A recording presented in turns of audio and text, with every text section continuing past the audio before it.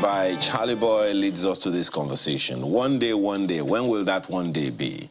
I guess that's what we can begin a conversation around this morning, because that one day for the APC, well, 3 days actually, between June 6 and June 8, right? You're looking at me like that.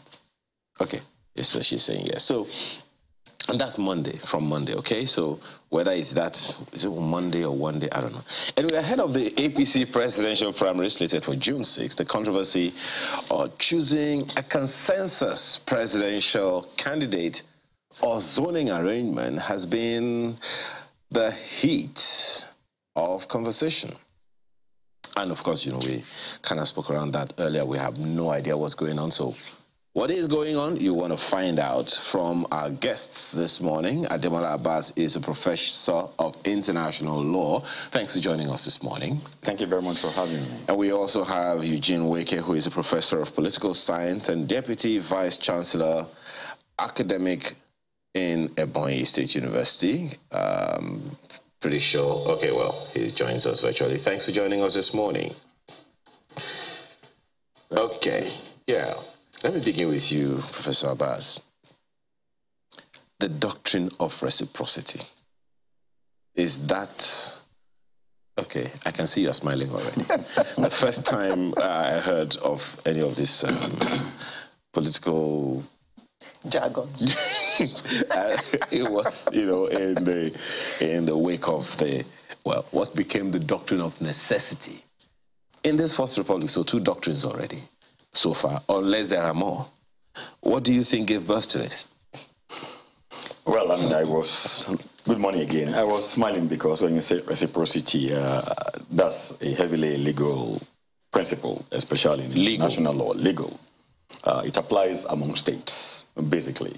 For instance, you do something for me, I do it for you. You allow scratch my back, I scratch your back, huh? Precisely. You allow my citizen to come to your country visa-free, I allow them. It's reciprocal. Okay. So it's a heavily legal term. Necessity, too, is heavily legal. You know, basically, these are not moral. These are not moral principles. They are legal principles, basically. You do something out of necessity, you know.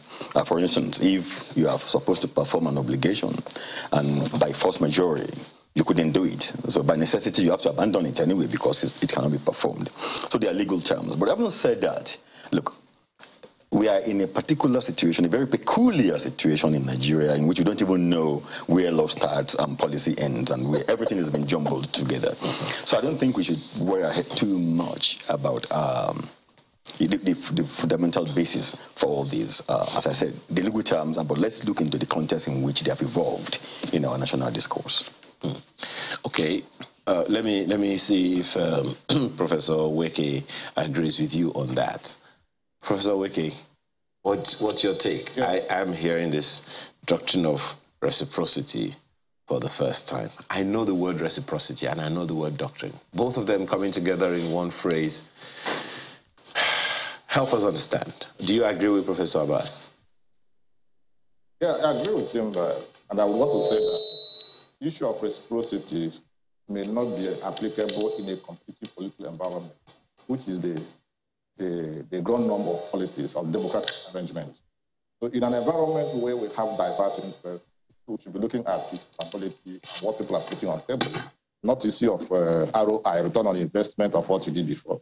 That is what I see as reciprocity. However, I would prefer to look at it from the perspective of competitiveness. People put on card what they have, and not to use other means of being favorable, right? So it may not apply in our democratic setting now. We have more problem than asking for reciprocity in our democratic system. But you agree to the legality of it? Legally, as a legal term, it occurs when there is an agreement and you are bound to respond to an agreement. But in this case, if we have such agreement, then it may not be binding because the Nigerian state is a property of Nigerian states. And unless all of us sign such agreement, then we can begin to talk about reciprocity in this regard. But for political purposes, we should stick more or focus more on democratic competitiveness and capability of candidates who are seeking to govern our nation. Okay. Professor Abbas, based on your opening statement, what do you think this doctrine is talking about? Who is Who are those involved in this reciprocity? I think what you are struggling probably to put on the table is how it applies to the political process. Which is what Professor Wiki is what he's talking about. Yes. It's a very tricky, because I want to know reciprocity about what? Exactly. Who is reciprocating to what? You know, a legal term doesn't operate in a hiatus. If I say that reciprocity applies, what I'm saying that we have to contextualize. In what context are we applying this reciprocity? Is it as far as the consensus that I talked about is concerned? In what context? Let's look at the context and then begin to flesh out. If we are applying it to the question of consent, that's a different thing entirely. Then we can discuss that. But what I'm saying is that it's a bit tenuous to actually deal with it on its own as a term. Okay. If I can, excuse me, if I can probe that a tiny bit further. There is an unwritten agreement of sorts, right, in our nation. Right. So this part of the government of the nation governs, and then this other one takes over, and all of that. Right. Now, going by an explanation of sorts that our guest last week, Barrister Nzako, gave. Look, for one political party, it's only sensible to zone it to a region. For the other political party, it's to the other region. Nationally, that's another thing altogether. So how does this play out, you know, in all of this? And should Nigerians be concerned? Yeah, now, I'm happy you said that. You see, I knew that was where you were coming to, but I did not want to assume that I knew what was inside of your mind. Because as we say in law, the devil himself knows not the intent of a man's mind. And I didn't want to sort of sidestep you. Look, as I said earlier on, we're operating a very weird brand of democracy in Nigeria. People keep forgetting that democracy is not just going to elections and voting and stuff like that. It goes beyond that. We're in a very peculiar situation in which we have bogged ourselves down as a nation, number one, to this 4-year termly thing. That every 4 years our life stops, basically, when politics comes around and everybody's looking for the next thing to move. Now, the agreement, I mean, there's nothing written in our constitution that says you have to rotate presidency. But having said that, there are so many things not written in our constitution today that we are implementing. You know, personally, I will have said, look, all this issue of North-South, president should come from here for it, this and that, is already an admission, whether we like it or not, that our democracy actually is failing. Because if democracy is working as it should work, it shouldn't matter whether a northerner route is going for 30 years or a southerner route for 25 years or a southwestern, southeastern route for whatever. It shouldn't matter. But I beg your pardon, Professor.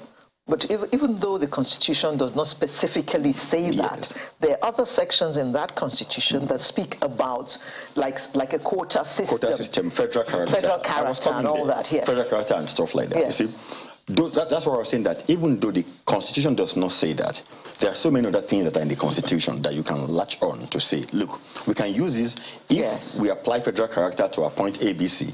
It doesn't preclude us from appointing the presidency of the country. Pure and simple. We can apply it in a way, in that way. But what I'm saying is that wouldn't have been what will apply. Now, it depends on who's looking at it. We've heard about, the North having so many terms or the South having so many terms and this and that. If you look at reciprocity in terms of that, my big question is, what are we reciprocating? Are we saying the North should not go for presidency now because it should reciprocate the gesture of the South? We cannot base any argument on such a tenuous ground. But that goes beyond, that is aside from the question of the internal workings of each party itself. The parties have their own processes. As an example, the PDP has come up with a northern presidential candidate. Necessarily, one would think, because of that, in a country as heterogeneous as Nigeria, and given the various imbalances already on ground, it would be almost suicidal for APC, the second major party, to go ahead and nominate a candidate also from the North. Because what you'll be effectively be saying that you are shutting out one part of the country. If you look at reciprocity in that country, we can say, well, Is it party to party being reciprocating that, okay, you have done this, let me go this way? Again, don't forget, these are political parties. They are far more interested in who is going to win the election for them. And when we talk about reciprocity, you might be thinking in terms of, okay, are we looking at this principle vis-a-vis what is good for Nigerians? Then we have to ask ourselves questions. Is what the parties are doing today about, first and foremost, about Nigerians or about themselves? And it's a very critical question to ask. But we keep forgetting that in all this, we failed, utterly failed to actually look at Nigerians. What do Nigerians want? I don't want to preempt discussion on consensus. We'll get there, I'm sure. I don't want to preempt that for. We don't look at what actually do Nigerians want. Whether it's necessity, whose necessity? Nigerians' necessity? Reciprocity. Who are you reciprocating to? Nigerians, or between PDP and APD, or between one person in APC or one person in PDP? Those are my challenges as a person. And I think that is why we have to tread very carefully on those terms application. Professor Weke, how important is what Asiwaju Bola Ahmed said in that video? Well, it's been played on probably all TV stations, when he said that there was an agreement between him and President Muhammadu Buhari, that after President Buhari, it would be him. Do you think that is what is being referred to in this doctrine we're talking about?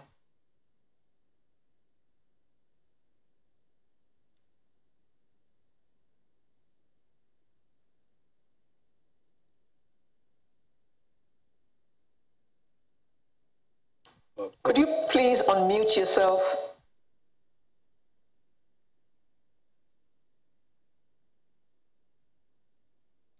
Oh, I think maybe we're unable to. I think he's muted himself. Maybe we'll come back to him. Okay. Well, Mr. Professor Abbas, we'll come back to Professor Weke shortly. But and you have already answered this question that's been asked, or have you really? Because well, maybe reciprocity could also be interpreted as turn by turn in local parlance. There is law, and then there is the streets. Turn by turn, Nigeria Limited.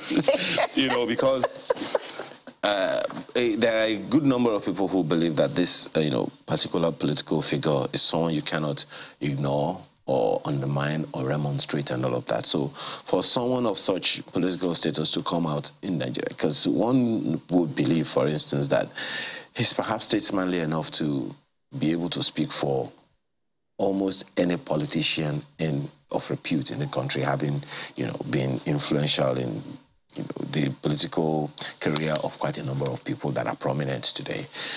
First of all, what do you make of that, should I call it outburst?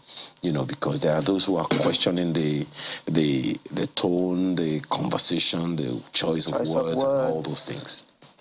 Well, thank you very much. I actually had a statement yesterday. I saw it on YouTube. I played it. And when I woke up this morning about 2 a.m. when I was preparing for these, I think just about an hour later, I think a clarification of that statement came from Senator Asiwaju Bola Ahmed Tinubu himself. And I remember what he said, if I can paraphrase. He did say in that clarification that he never intended to insult the president. He made it very clear. And I don't hold the candle to Senator Tinubu, but I like to take a person for their words. And he did say also that he was quoted out of context. And that was because, and I'm quoting him now, because he spoke in Yoruba, and that ebullient language was not properly interpreted. And also because the media was in a rush to meet their publishing deadlines. All these I'm quoting from what clarification Senator Bola Ahmed Tinubu himself gave of that statement. Now, be that as it may, the statement he said, what he said was that he said, look, that he played a critical role in Buhari becoming president. I don't think there was anything wrong in him saying that. Whether he said that or not, Nigerians knew then, know today that Senator Asiwaju played a critical role indeed in Buhari becoming the president. He also said in Yoruba language, and I speak Yoruba obviously, that after his turn, it will be the Yorubas. After in the Yorubas, it will be his turn. And I think that is what people have turned on whether it's something he should have said or not. But look, I don't really want to waste too much time on that, in the sense that if he had said that and he had left it at that, then we could be having a conversation in terms of whether he should have said it or not, and what he meant or not. So whatever we thought he meant when he said that, it came out. And as I think anybody reasonable should do, he clarified it. He removed any doubt in whoever's mind such a doubt might have existed by saying, this is what I meant. So as far as I'm concerned, I will leave it there. Okay. I'll take his word, his clarification for what he actually meant. Okay. Because, and that is not to say that whether the media was wrong in the first place or right. But really, I will focus more. I want to focus more on, and this is not referring to Asiwaju Tinubu's statement now. I'll focus more on this general sense of people thinking, is their turn, is my turn, is your turn, is your turn. And as I said, I'm not referring to Senator Bola Tinubu's speech this time around. And because that kind of feel, that kind of approach has been going on for a long time, in which people think, there was an agreement between A and B. But if there was an agreement between Buhari and Asiwaju, I wasn't party to it. It wasn't made public. At best, it's a guesswork between you and I. If there was an agreement, that would have to be a party affair between them. It's that to be a party affair. Just as somebody asked me the other day, when Mr. Buhari, the president, came out and said that the governors should allow him to select or choose a successor. And I said, look, Mr. Buhari is the president of Nigeria today. He doesn't lose his democratic right as a president. He's a human being. But there is a difference between saying, as a president of the country, or as a leader of APC, the president is the leader of his party. As the APC leader, he has a right to tell the party, this is the person, I would like this person to succeed me. That is different, though, from saying you want to choose for the country who will succeed you. And I'll clarify it. Mr. Buhari could unilaterally choose the chairman of APC. That is the chairman of a party whose activities concern APC as a party. I, as a Nigerian, I'm not bothered about that. It doesn't matter which party I belong to, but I'm not bothered about the president choosing the chairman of his own party, because whatever the chairman does is within the party. But I am concerned about the president choosing somebody for the country, except if that choosing is in accordance with democratic tenets, and more importantly, what the law says. And I think we'll come to that. But there are provisions of the law, Electoral Act, for instance, that govern how a person should emerge. Okay. Professor, even if he chooses the person, that person will still have to come to us, the electorate.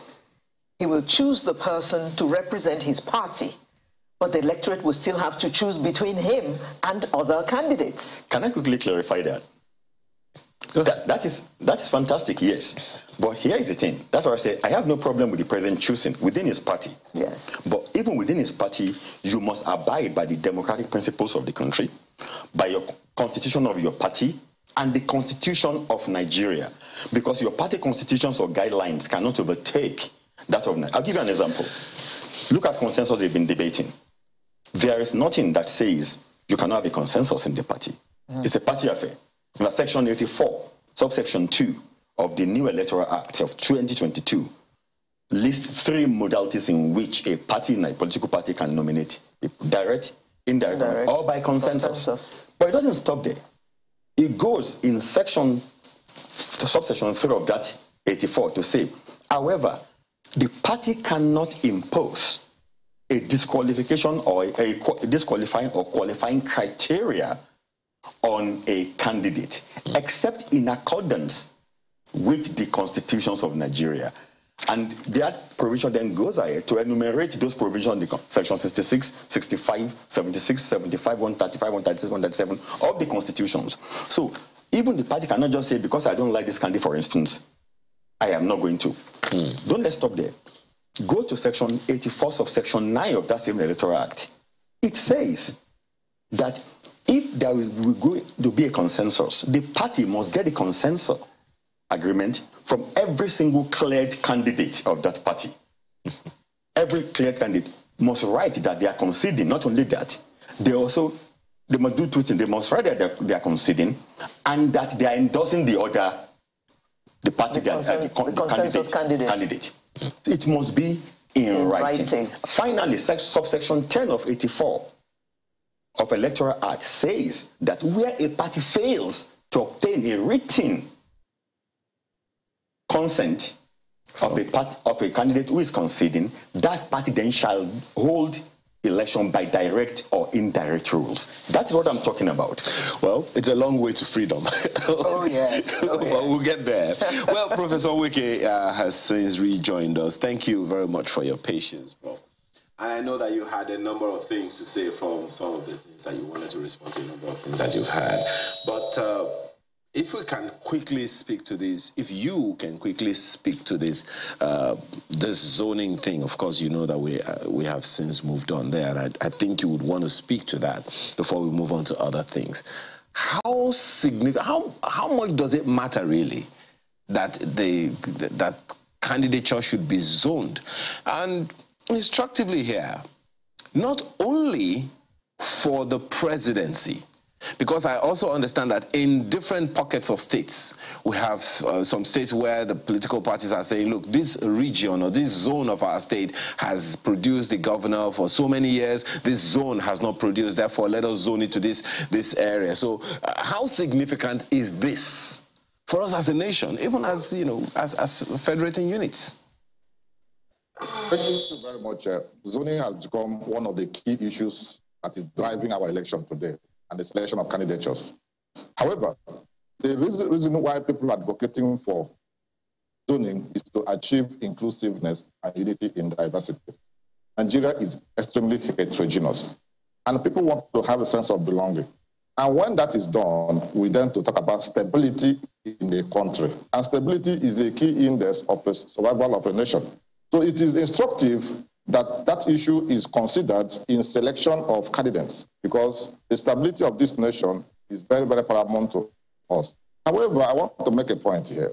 As much as zoning is key, there are more things. There are things that are more important than zoning, because zoning may not have achieved the desired need of good governance or effective governance in the country. So, in addition to zoning, which is key, there is need to look for capability and capacity. Those who have shown demonstrable experience in the area they have worked in making choice of who will govern. So zoning is not enough. We need to look at the personalities, and that's my take on this matter. Okay, now speak to, since you've talked about criteria as well, speak to this question. Now, given the enormous challenges, you know, that we have in the country and all of that, and of course, we know there will be questions as to what are the criteria that anyone who will succeed the current president, irrespective of whichever of the 18 or thereabout political parties that we have, whichever party that person is coming from, what are the things that you would say should play a significant role? What are the things we should be looking out for from the delegates level to the elections, main elections next year? What are those things that you would consider these things must play out in the life of a prospective president for us? Yeah, the prospective president of Nigeria, in my own opinion, I would consider to have three key things that are very, very important for us. One is that we need a unifier. We need a bridge builder, because our unity is important for the survival of this nation. Number two, we need a person who has the capacity for resource mobilization and resource utilization. And that is frugal utility of available resources we have in Nigeria. Given the fact that we may not lack resources and we may be lacking resources, but the greatest challenge we have is the manageability or utilization of those existing resources. Then the nation again has faced so much decay in terms of infrastructure. We need a personality who will demonstrate a sustainable structural revolution in the country. And for my own opinion, these are the three things I will consider. And if we have this, it will actually deal with issues of division. Because irrespective of tribe, religion, and wherever you come from, the common problem we're facing is affecting us across board and across the country. So, like I said earlier, zoning is key, but capability measured in terms of unifying Nigeria, being frugal in resource management, and being an infrastructural revolutionist is very key in addressing the current challenge we're having today in Nigeria. And that's what we're looking for among the candidates or whoever that wants to be in government. We should look at what they have done. And will reduce wastage and achieve the desired service delivery for this country at this point in time. Well, Professor Nweke, you know that the way I refer to political parties today is that they're a recruitment agency for Nigerians. That's the way I like to look at it, because it makes it easier in my head to know how does this really matter. Now, being a recruitment agency, they would also need to sometimes shortlist the number of people who they're going to consider for this big office, that's in front of us all. And the APC, which we're talking about now, the convention starts on Monday. And that's one of the issues that is being raised. You are aware that there has been some screening going on for the presidential candidates. Now, in presenting its committee's report, the former chairman of the party, John Oyegun, said to the chairman of the party, and I quote, "We engaged every aspirant on the issue of consensus. It is a pleasant surprise that 99% agreed that the party is supreme, and that whatever the party decides with proper consultation, they will likely accept. Only one exception, who said, I will accept consensus only if it is for me. I think it is a point that needs to be made and emphasized," unquote. So, Prof, what's your take on this in the recruitment process? I'm sure that Professor Abbas will want to speak to it as well, but your first take on this matter.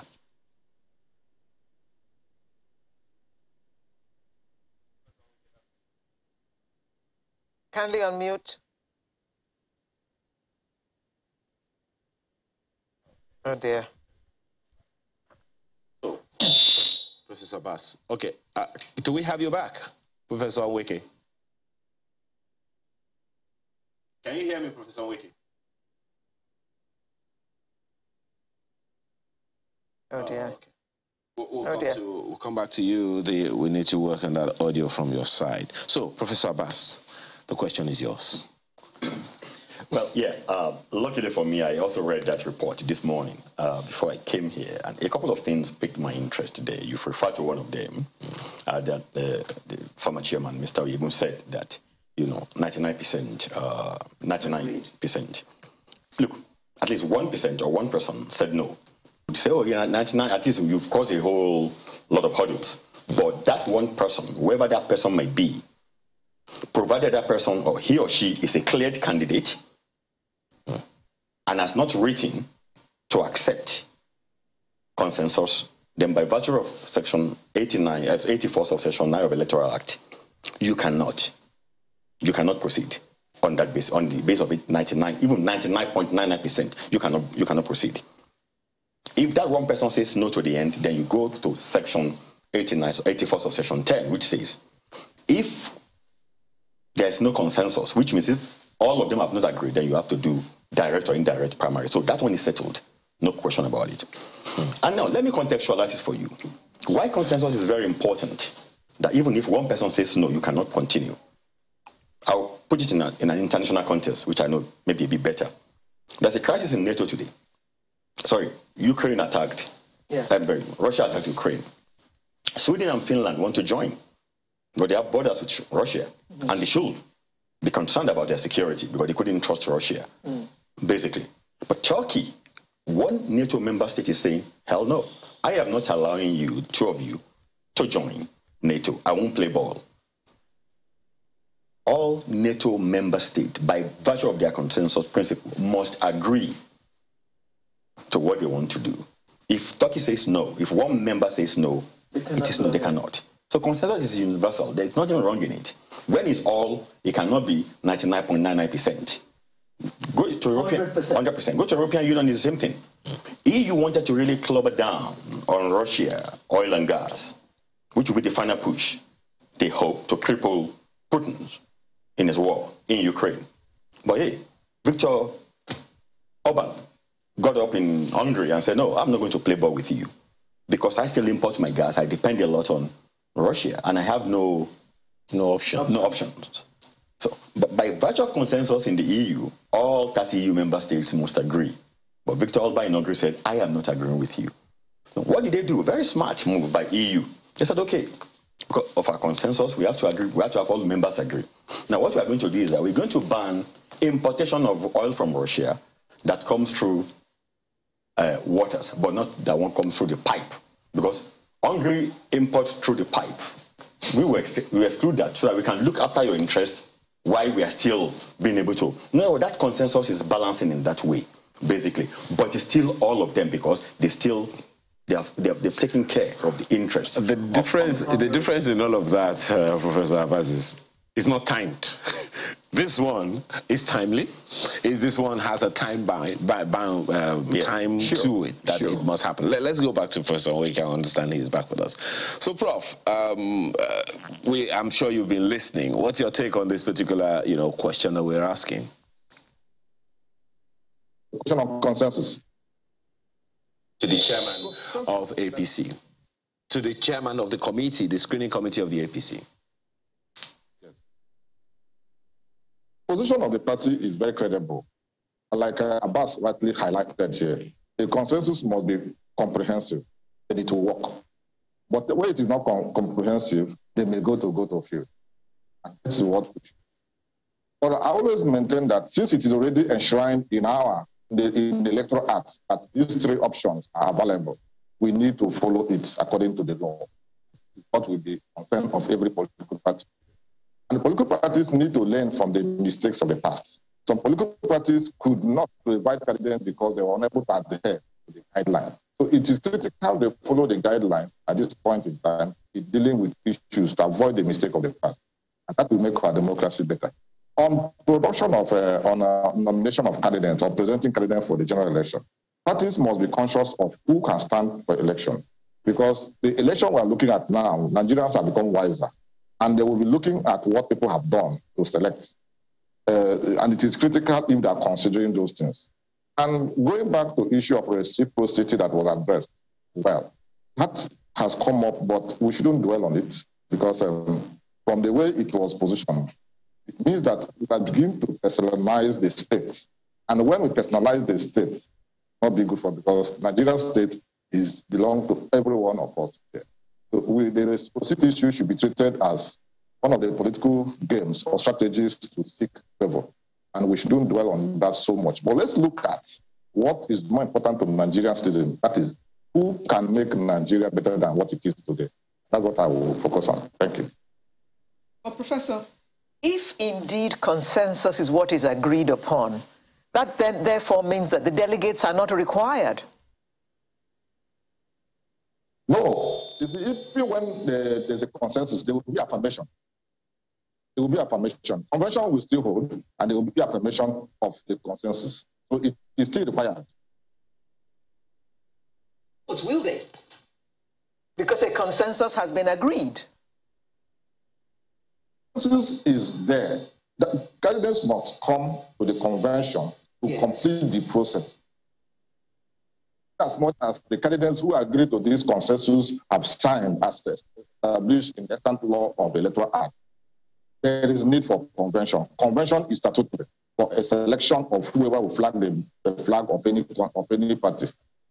And in the case of APC, there will be need for convention, irrespective of consensus. It is critical and cannot be old. But the delegates will no longer be required to vote, is what I'm saying. Because one candidate, the party has decided on one candidate. Yeah, there could be an affirmation. Affirmation can be by yes vote or can be by other means acceptable by the party. But if they have a consensus candidate, they have saved a lot of issues, which means the party is working in harmony. So the affirmation of such candidate is key, and that's the essence of the convention. And the candidates must be there to affirm it. That sounds like if the news making the rounds is anything to go by, there's going to be far less dollars flying around. But what's your own take on the fact that, if there is a consensus, what should happen to the 100 million naira each of these candidates was said to have, paid. I mean, you paid 100 million naira only to agree eventually and say, okay, if there's a consensus, I'm going to agree. So there's going to be no refund. I want to quickly speak to that. I see that Professor Abbas is itching to respond to it. Go ahead, Professor Wake. 100 million gone? Thank you very much. Power sharing, in politics, there's called power sharing. And in this context, only one person will be a president. Others will make up the governance system. So in the process of power sharing, people who have demonstrated that relevance in the system, could still be part of governance. It must not be a president. And there are a lot of things, the spoils of the state have to be shared. So there are a lot of things to be done. And again, one of the benefits of 100 million naira is to face the bigger challenge. The bigger challenge is the general campaign. The general campaign must be capital intensive. And if you look at the current electoral act, it gives so much time for this campaign. So campaign must last at least 6 months. So spending 100 million naira, but they will add more money to execute the campaign. So 100 million naira may not be enough for that campaign. And as a party affair, the concern of every party member should be how the party can win election. So they may be part of their contribution and support to the party building and the campaign process of the party. Sounds like 100 million naira offering in my ears. Professor Abbas. Well, look, I was just thinking, look, I would just look at the 100 million naira from two perspectives. Number one, it's a party affair. A party needed money. They got 100 million naira from each candidate. You know, they have a bigger budget to run the campaign and to do whatever they want to do. But look at it from this angle. You go to an embassy to apply for a visa, you don't get your visa. Do you get your money back? It's an application money, it's non-refundable. So it's simple. I mean, and these are people who can afford it, so it's good for their party. But what I was going to probably add earlier on... Prof, I beg to disagree. Some of them got their forms bought for them by others who wanted them to run, remember? Yeah, fantastic. Others, they are stakeholders. You also, if they have won, you don't give your 100 million naira to somebody just for the fun of it. If I'm supporting you... You are investing. Precisely. So, and if you're investing, it's a gamble. You win, you don't win, you can't be crying at the end of the day. It's as simple as ABC. Hi. But what I was going to drop in earlier on was, I'm happy you mentioned the report of Chief Oyegun, beg your pardon, earlier on, and I spoke to the aspect about the consensus of 99%. But he did say something also, which gave me a bit of concern, purely from the point of rule of law, nothing more than that. If you read it to the end, he said 99%, agreed, blah, blah, blah, and only 1%. He said, now I'm presenting this report. He said, Mr. President, you have a lot of leeway to prune down the list. Yes. Now, and when I read and I stopped and I said, does the president have a right to prune down the list of cleared candidates in light of the provision of Section 84 of the Electoral Act 2022? I'll leave you that question. I don't know where their power will come he from. was speaking with the chairman of the party. Yeah, it's a report. He was talking about the report. Yes. That the president has a leeway to prune, if I remember very well. I think he's talking to the chairman, that the chairman has a leeway. The chairman to, yes. Sorry, the chairman to prune the... Yeah. That's what I mean. Whether the chairman of the party has a leeway to prune the list of cleared candidates. I am just concerned about the legality. Does the chairman have such powers? Well, from the point of view of Electoral Act, no. Nobody does. Not even the president of the country does. Because you can only do that in accordance with the constitutional provisions, which have been captured by Section 84, subsection 3 of that same act. But that means that all the candidates will have to face the delegates? If there is no consensus. If there's no consensus, yes. If none of them says no. No. If one of them says no, no matter who that person is, there's due competition, that will happen. But I mean, Chief Oyegun is a former national chairman as well, yes, so he must definitely know the powers that the national chairman of a party carries for him to have said no doubt about that. To know the power is different to know the law. I'm talking about the law, not the power. They're two different things. Okay. That's another ouch right there. Well, Professor Nweke, at the end of the day, what this is speaking to for us as Nigerians is we have to have a president by May 29, 2023. That fellow has to be sworn in for his first 4-year term. And we know who the candidate of one party is. We know who the candidate of a few parties are, already. But the interests on the APC presidential candidate is because that is the ruling party now. Until 2015, it was an opposition, or rather, it grew to become an opposition party in 2014 and put a lot of pressure on the system, and it championed change. So in this new context, that's why the interest is, that's why the concern is. For the political gladiators, what would be your counsel? Because no matter what happens in the APC, it'll have a ripple effect on every other party. What happens in the Labour Party, whether we like it or not, has a ripple effect, albeit small or whatever, on the other political parties in the country. There is no gainsaying all of that. So what would you be saying to the political gladiators now? Because at the end of the day, the presidential aspirants are one. Their supporters, that's another ilk altogether. So what would you be saying to them so that we can have the kind of peace we desire to get the kind of leader we want for our country?